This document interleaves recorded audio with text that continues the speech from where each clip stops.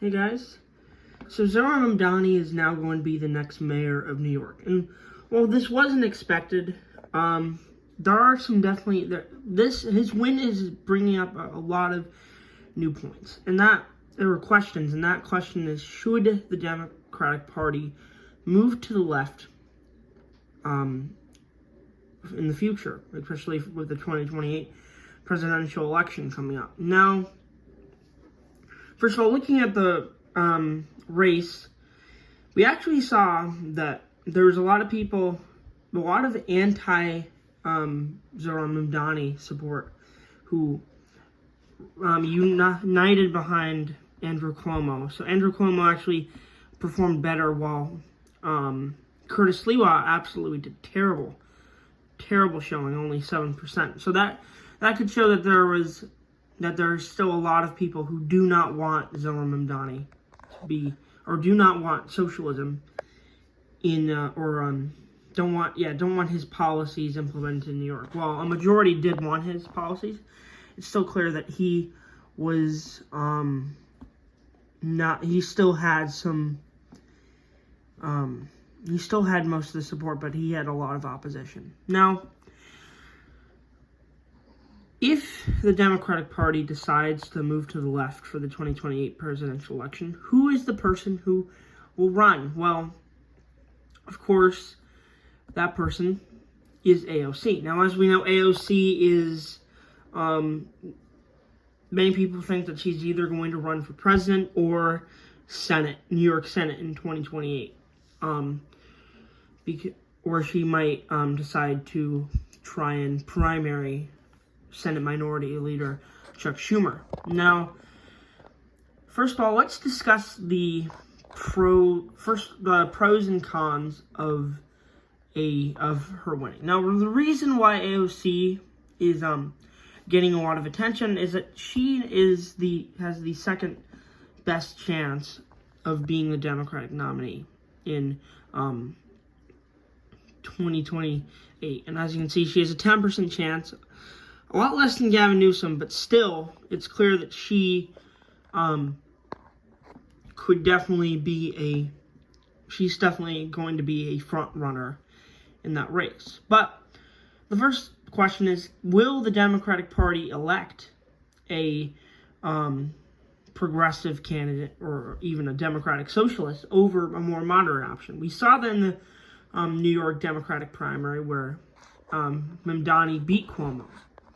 But in presidential politics, pretty much the Democratic Party has always favored the moderate candidate. Looking at the 2016 election, as we can see, when it was Hillary Clinton versus Bernie Sanders, who is kind of like the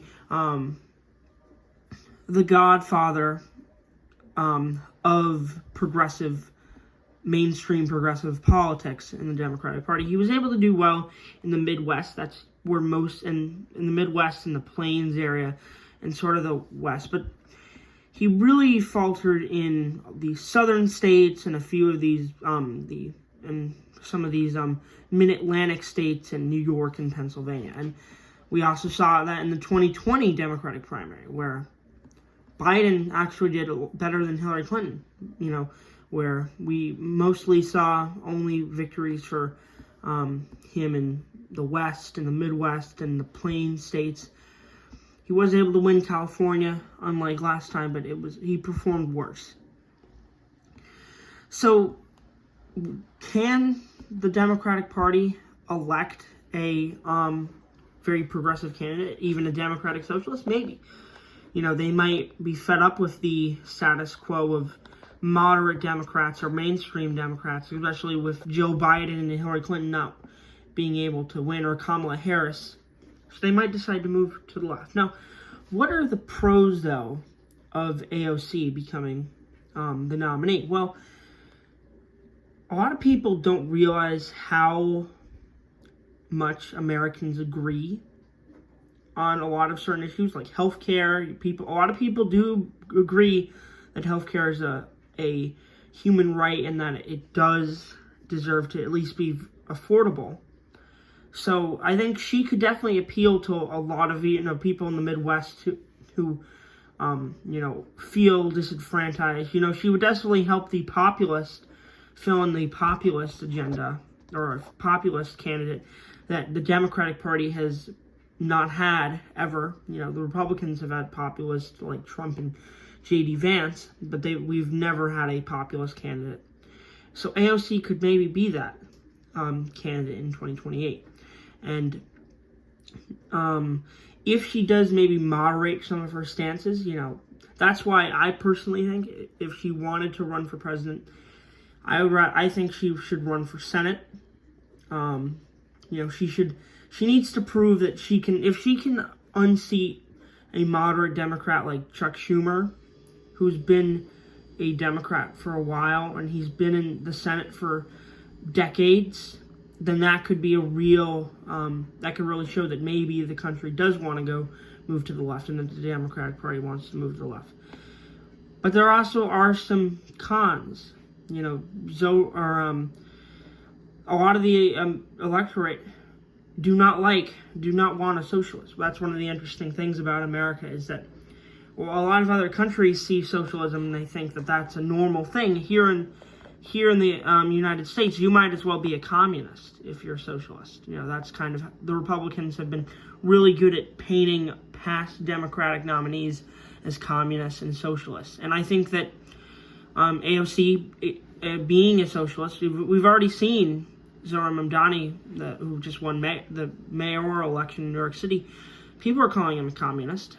And whether that's true or not, that's really effective. And that could really hurt her with undecided voters in the Midwest, in the South with Georgia and North Carolina. And so that could really hurt her chances. But we'll have to see. Overall, I'd say that the party can definitely move left. I'm not sure if it's the right move. Maybe there is always this theory that whenever a super radical president comes into office, the next president will be more radical, but on the opposite party. So Trump, as we know, is an extremely radical president right now, and so maybe the Democrats could match that radicalism with someone like AOC. So share your thoughts in the comments, and thanks for watching.